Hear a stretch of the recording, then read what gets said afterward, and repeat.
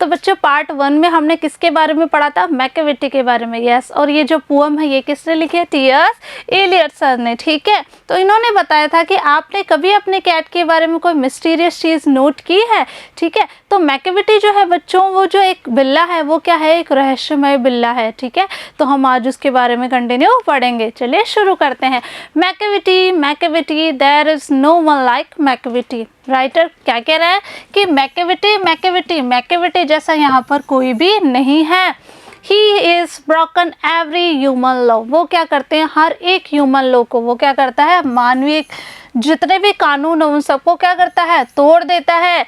He breaks the law of gravity। और उसने जो गुरुत्वाकर्षण का नियम है बच्चों, ग्रेविटी का जो नियम है वो भी तोड़ देता है।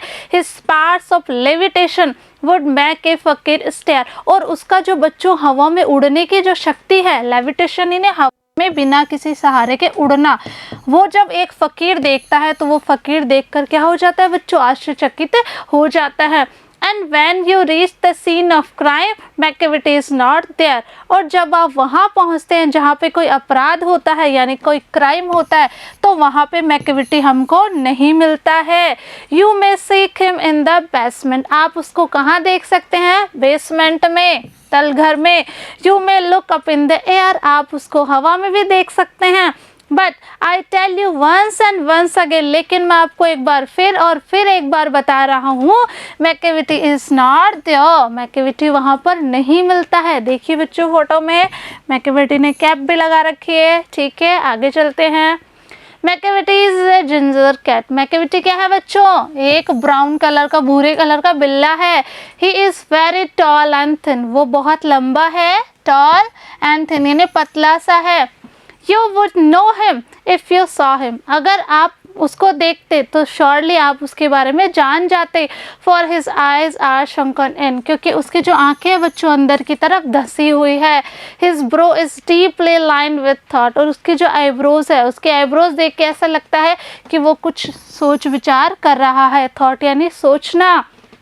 His head is highly domed। और उसका जो सर है बच्चों, उसका जो हेड है वो कैसे है? डोम यानी जो गुम्बद होता है उसकी तरह है। His coat is dusty from neglect। और जो उसका कोट है, ठीक है, वो धूल भरा है यानी नेगलेक्ट यानी नकारात्मकता से भरा हुआ है।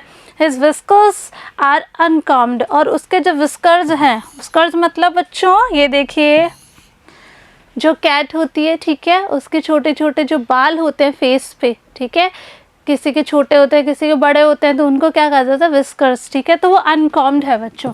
कॉम्ब यानी कंगा, ठीक है, अनकॉम्ड मतलब वो कंगे नहीं किया हुआ है। ठीक है, ऐसे ही ही sways his head from side to side. वो जो मैकेविटी बिल्ला है वो अपने गर्दन को क्या करता है? इधर उधर घुमाता है। कैसे? With movements like a snack. जिस तरीके से सांप करता है ना हलचल, उसी तरीके से वो अपने सर को क्या करता है? इधर उधर हिलाता है। And when you think he is half asleep. और जब आप ये सोचे कि उसको नींद नहीं आ रही है यानी वो आधी नींद में है, he is always wide awake. वो हमेशा जगा हुआ ही रहता है।